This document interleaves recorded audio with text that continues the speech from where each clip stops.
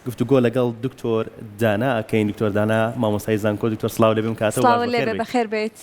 دکتۆر تۆش وەکو ئێمە فریانەکەوتوی دەنگ بێت. بەڵێ بەزت چم دوای بەدڵنیایەوە لە دوای دکتۆر بەڕێستان چۆن باسی پرۆسەی دەنگدانەکەن؟ باڵێ پێش هەموو شتێ پیرۆزبایەکی گەرمەکەم لە هەرێمی کوردستان لە خەڵکی کوردستان. ئەمڕۆ ڕۆژێکی زۆر گرنگە و بیرمان نەچێت چەند جارێک ئەم پرۆسەیە دوا کەوتە تا دوا جار ئەمڕۆ ئەنجام درا لەبەرەوە پرۆسەیەکی بێ ئەندازە گرنگە و نەکردنی هەڵبژاردن پانتاییەکی تاریخی گەورەی لە پشتی ئایندەی هەرێمی کوردستانەوە بەڕاستی خولقان. بۆیە ئەم پرۆسەیە زۆر گرنگە و ئەتوانم بڵێم ئەم جارە جیا لە جارانی پێشوو. بۆچی جیا دکتۆر؟ لەبەر ئەوەی کە ئێستا هەرێمی کوردستان بڕیارێک هەیە هەم ذاتی ینی هەم لە ناو خۆیە و هەم لە دەرەوەی خۆیە کە بە خاڵێکی وەرچەرخانی سیاسی و ئیداریە بڕوە. بیرمان نەچێ ینی ئەگەر من بە قوڵی باسی نەکەم بە کورتی بە شتێکی بەیەک دوو خاڵی کورد باسی بکەم. ئەم ناوچەی کە پێی ئەوترێ هەرێمی کوردستان و عێراق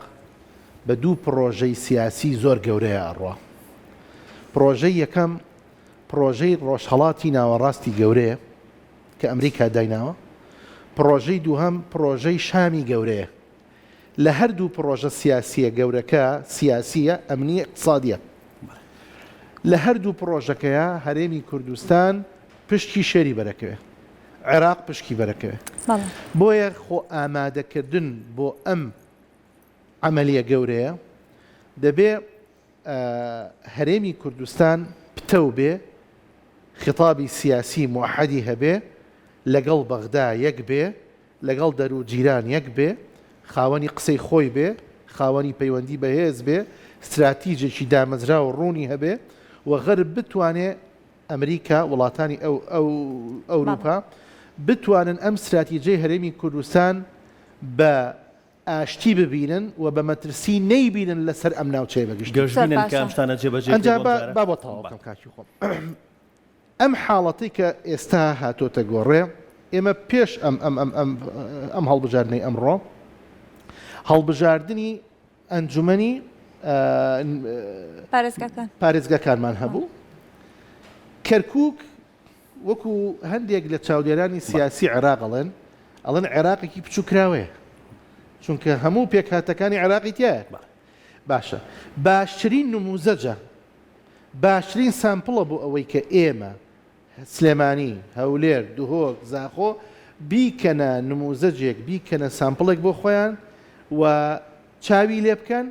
و ئەمە ببێتە هۆی هاندەری ئەوەی کە یەکەم بچن بۆ دەنگدان، دووهەم دەنگ بەکوێ بن. ئەزانی بۆیە بەڕاستی ئەوەی کە وعدرا لە کەرکووک وعدرا کە یەکەم خەڵک بەشداری بکە محافظ ئەبێ بە کورد، ئەو تەبوو بە کورد جێبەجێکرا. ئەمە یەک. دوو وعدی ئەوە درا ئەگەر محافظ بوو بە کورد احترام و ڕێزی تایبەتی لە مافەکانی سەرجەم پێکهاتەکانی تری ناو کەرکووک بگرێت. دەتۆ تەماشاکە کە محافظی کورد بوو بە محافظی کەرکووک بوو بە کورد یەکەم کاری چی کرد؟ بە نووسراوی ڕسمی، بە کتابی ڕسمی بڕیاری دەرکرد کە ئەبێ ڕێز لە زمانی تورکی بگیرێت، تورکمانی بگیرێت و بە ڕسمی بەکار بێ. ئەمە ڕێزگرتنی چێە؟ ڕێزگرتنی پێکهاتی تورکمانە و هاکەزە عەرەبیش و عەرەبەکانیش کەوان هاش بوون، ینی کتاباتی ڕسمی بوو بە عەرەبی و بۆ ئێمە شکو کورد. لەبەرەوە مام جەلال هەزار ڕەحمەتی لێبێ فێری ئەمەی کردوین کە لە شوێنێ بووی بە باوک ئەبێ زیاتر خەمی تێرکردنی مناڵەکانە بێ نەکخۆت. ئێستا کورد باوکە لە کەرکووک بزانە چۆنە خەمی سەرجەم پێکهاتەکانە خواوەکو درێژە پێدەری سیاسەتی مام جەلالە زۆر گرنگە کە خەڵکی کوردستان تەماشای ئەو نموزەجە بکە. ئەزانی و ئەو وعد و عودەی کە درا یەکێتی نیشتیمانی کوردستان وعدیە کە محافظ دابنێ لە کەرکووک ئاوا بێ، ئەوە دایناو ئاواش و بەڵام چی ئەمەی کرد؟ بەشداری خەڵک. ئەبێ خەڵک بچێ بۆ دەنگان یەکەم دووەم بە وشیاری دەنگ بە وشیاری ئەمە زۆر زۆر گرنگە زانی ئێمە هەتا ئێستا هەتا ئەم ساتەی کە ئێمە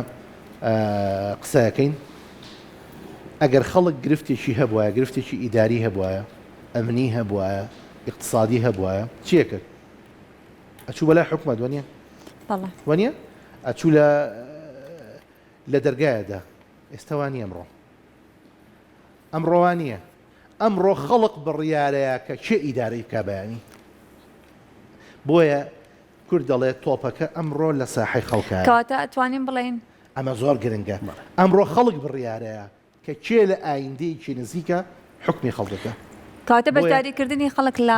بۆیە قسەشە فەرمی ئەمە زۆر زۆر گرنگەکە وەکو وتم یەکەم مادام بڕیارەکە بەدەستی خۆتە کورد دەڵێ گرەی دەست مەخەرەدان گرەی دەست ئەو گرەی کە بەدەست ئەکرێتەوە پێت بەدان مەیکەرەوە ڕەنگە دانت بشکەنێ ئەزانی بۆیە ئێمڕۆ گرێکە لە دەستی خەڵکایە پێویست ناکە بیخاتەدانی بچێ بۆ دەنگان ئەمە یەکەم دووەم سەیری ئەو نموزەجەش بکە سەیری ئەو وعدەش بکە جێبەجێ بووە دەفەرمو تۆ ژۆرە تەطبیقی کەرێرە بۆیە یعنی من ڕوئەکەمە خەڵک وە پێیان ئەڵێم ئەمڕۆ ڕۆژی بڕیاردانی ئێوەیە لەسەر ئەوەی چێ حکومتان بکە چێ ئیدارەتان بکە کێ استراتیژتان بەرە بەڕێوە خۆ دوێنێ لە ئێمە لەگەڵ عێراق تێکمانە ئەگەر بیرتان بێت وەزعی ئابووری خەڵکمان خراپ کرد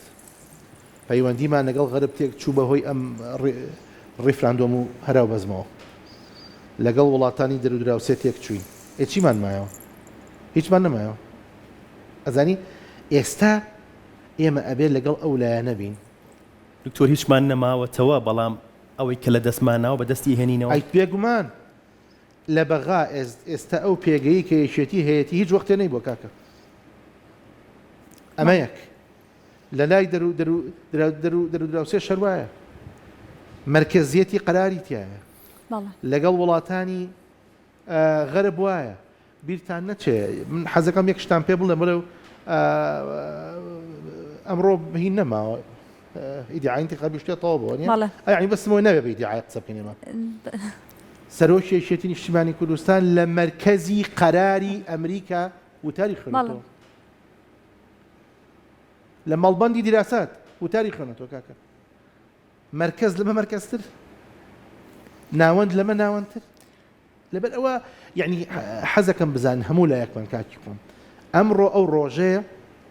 کە زۆر بە ڕوونی زۆر بە ئاشکرایی ئاسۆی میلەتی کورد ڕوونە ئەگەر میلەتەکە خۆی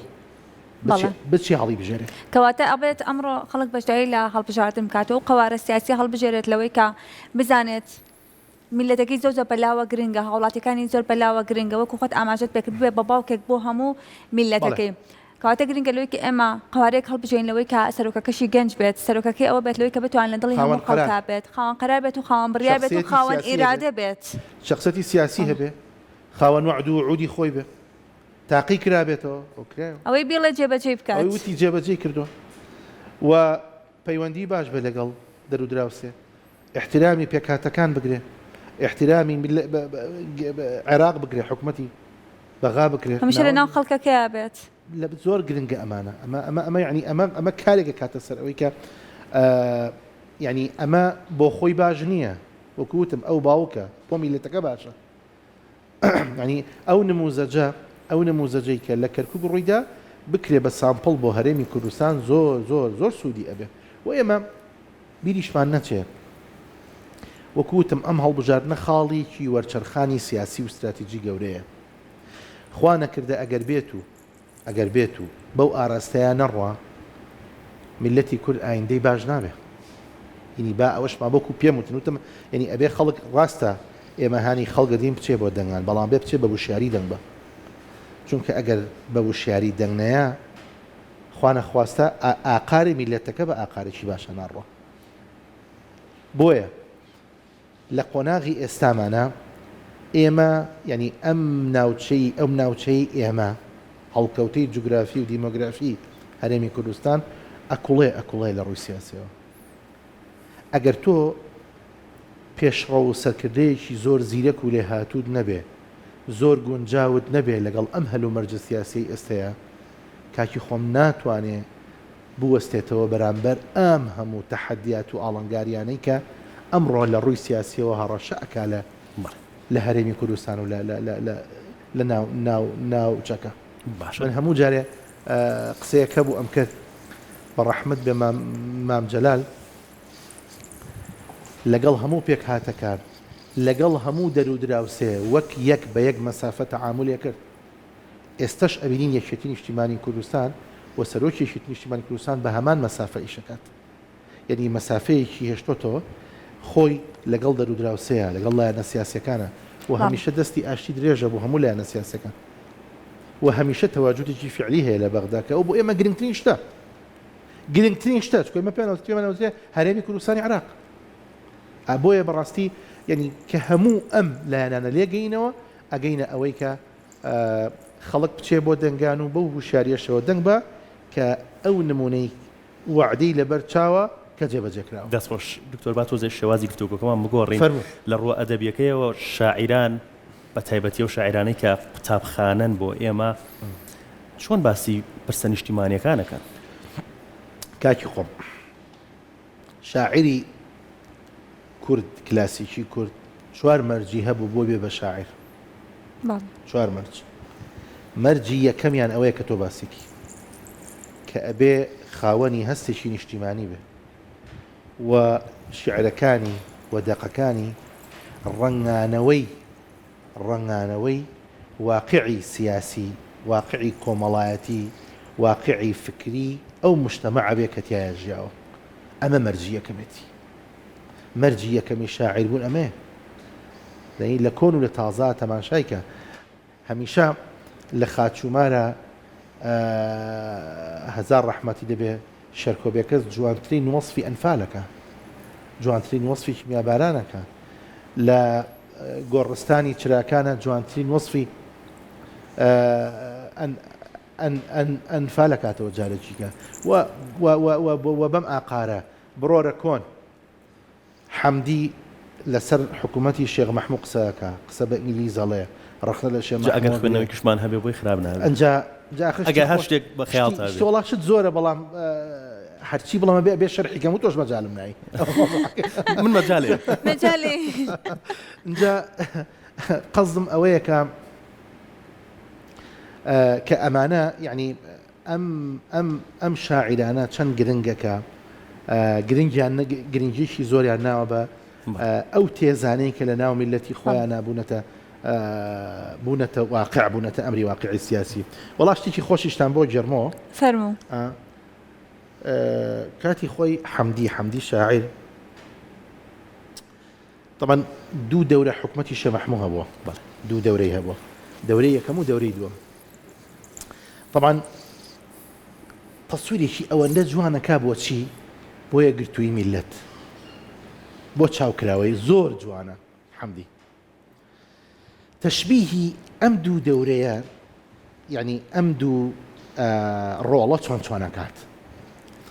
تۆ تەماشاکە هەڵپەرچێ ئەوە نییە دەزە گیرێ وەلو من لە هەڵپەرچە باشنی خراپم ناوەڵا زۆر خراپم نازانم ئێوە چۆنن خراپ نین بەخوا تۆ لەوە چێ باش نازانم تۆش باش وەڵام من هیچ باشم باش طبعا سەرچۆپی و گاوانی هەیە وە نییە بەڵێ ئەو خەتی کەکەوێتە بینیشەوە اینجا ئەم نقطەیە زۆر مهمە چۆن هەموو کەسێ ناتوانێت سەرچۆپی بگرێ هەموو کەسێکیش ناتوانێت برا گەورە بێ هەموو کەسێکیش ناتوانێت باوکی میلەت بێ هەموو کەسێکیش لێی نایە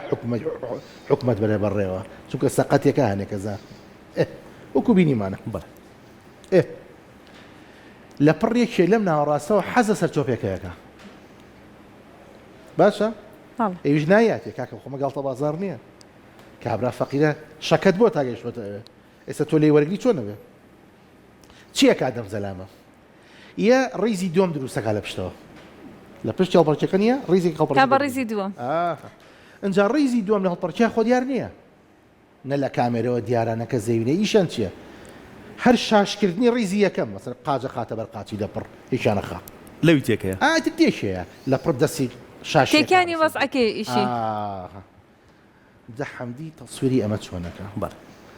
باجی ئامین ناوێت لەم ناوەڕاستەوە حەزە سەرچۆپێکەکە ئامین حەزی لێکا و سەرچۆپێکەش نایاتێ ئەڵێ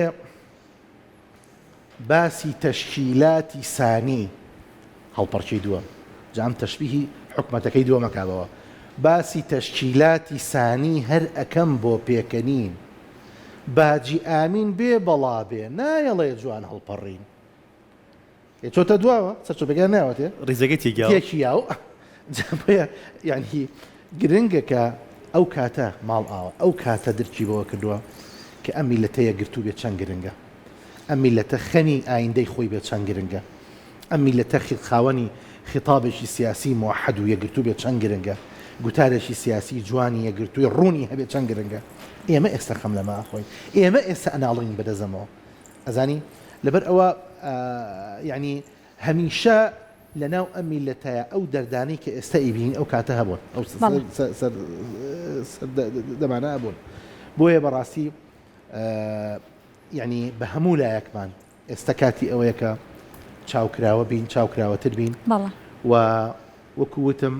نمونەی زیندوو لە بەردەستمانایە و وعدی جێبەجێکراو لە بەردەستمانایە و خەبات و تێکۆشانی چەندی ساڵە لە بەردەستمانایە و بیرتان نەچێ ئەم میلەتە یعنی یەک ڕووبار خوێنیەوە تاگەیشتووە ئەبم ڕۆژە بڕواتان هەبێ هەندێک مەسار هەیە هەندێک یعنی ڕووگە هەیە بیخینەوە سەر شاڕێگەی خۆی بڕواتان هەبێ زۆر زۆر زۆر مەترسیدانە زۆر مەترسیدانە دەدارە ئێستا گەورەترین دیراسە کراوە لەم سلێمانیە و شاری سلێمانیە و لەم کوردستانی مردووە کە ئێستا لە ساڵ 68 دایک و باوک حەزەکەن مناڵەکانیان بە کوردی قسە نەکەن بە ئینگلیزی قسە بکەن ئەزانی چەند خراپە و چەند خەتەرەوە کارەساتر بەڵێ ئەمە هەمووی سبەبی چییە؟ سبەبی ئەوەیە کاکی خۆم کە ئێمە کە ئەم ئیدارەی کە پێی ئەوتی ئیدارەی کوردی تا ئێستا ئەم 30 ساڵامی کە بە عەرەبی پێوتێت سیعەقت نەیتوانی و ئەم سێدەیە نەیتوانیوە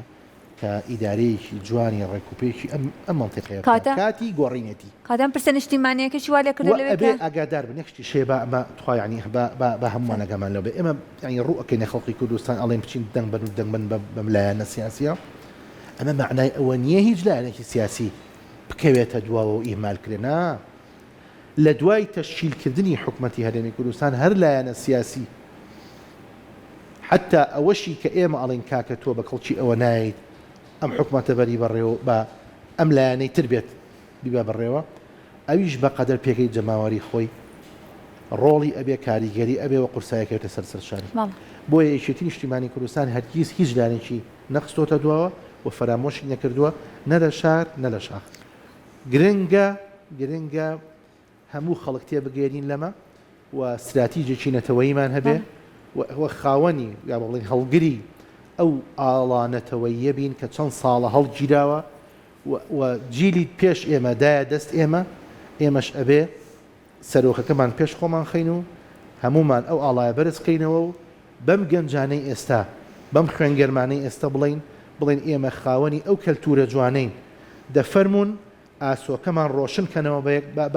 بە هەمومان بەیەکەوە لەم سووری کوردستانە بحەسێنەوە زۆر باش ئەوەی کە ئەبینێمە لە ڕابردووە هەمیشە کە باس لەوە کراوە بە گەنجەکان و بە هەموو تەمەنەکان و پرسی نیشتیمانی زۆر گەورە بۆ لە ناویانە بەڵام ئەکرێ بڵێن کە ئەم پرسە نیشتیمانی ئەسڵ لەناو ئەمنەوە نوێیە زۆر کاڵ بۆتەوە کەواتە ئەمە هۆکاری ئەم حکومڕانیە کە کراوە لەوەی کە پرسە نیشتیمانیەکە وای لەبێت زۆر بەرەو کاڵبوونەوە بەرەو لە ناوبوونیش بچێت نەمانتوانیوە گەنج پەروەردە بکەین بە پەروەردەیەکی نیشتیمانیانە نەمانتوانیوە وای لێ بکەین کە ئەم خاکەی خۆش بێ نەمانتوانیوە ئەبێ بیکەین یعنی ڕووس هینێکی هەیە مەسلەیەکی هەیە زۆر گرنگە ئەڵێ هیچ وەختێ درەنگ نییە نەکردن عیبە ئێمە ئێستا قەرارمان ناوە بیکەین زۆر چاکە زۆر کاتی خۆێتی با بیکەین ڕاستە ئەبوو بمان کردایە باشە کە نەمان کرد دنیا خر بوو ئێستا وەختێتی دەبەرەوە با ئێستا دەستکەین بەوەی کە با ئێستا دەستی بدەینێ بە یەکەوە دەستی بدەینێ و بیریشمان نەچێ ینی هەڵەش هەرە بێ تۆ تەمەنی میلەتی هەزاران ساڵ بێ 30 ساڵێک غەڵەت هەرەکات چییە؟ زين با كاتي ئەوەیە گرنگ ئەوەیە بڕیار بێن ڕاستیکەینەوە بڕیای بن ئەم بڕیارە لە دەستی چیە لە دەستی خەڵکە ئێستا لە دەستی حکومەتان نەماوە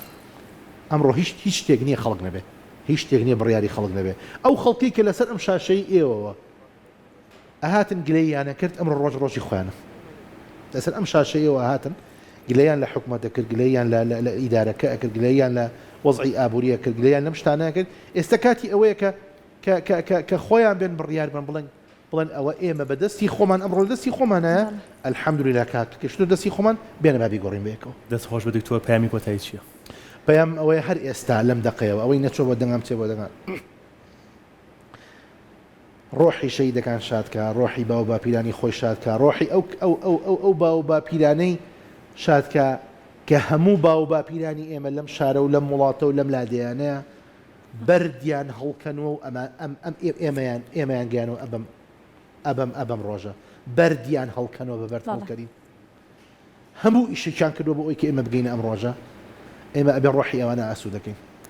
ئێستا هەر ئێستا کەس نوکوڵی لە نیشتیمانی بوونی خوێنەکە لەم دقیقەیەوە هەمووتان بچن سنووقەکان پڕکەن و دەنگ بدەن و بە وشیاری دەنگ بدەن بۆ ئەوەی کە جارێکیکە ئەو هەستە نەتەوایەتی زیندووکەنەوە هەلومەرجی ئابووری باش بکەن پردی پەیوەندی دروست بکەن لەگەڵ میلەتانی ترە و حکوومەتێکی تۆکمە پەرلەمانێکی تۆکمە بەو کادیرە ئازایانەی کە سەرکردەکەی ئازایە بنیان نە پەرلەمان و حکوومەت دروست بکەن و هەلومەرجی ئابووری و سیاسی هەرێمی کوردستان بە ئاقالێکی زۆر باشە بەرن بۆ کەس نا بۆی کە پێش هەموو کەسێک خۆتان بحەسێنەوە زۆر سپاس بۆ ئامادەبوونە زۆر سپاس.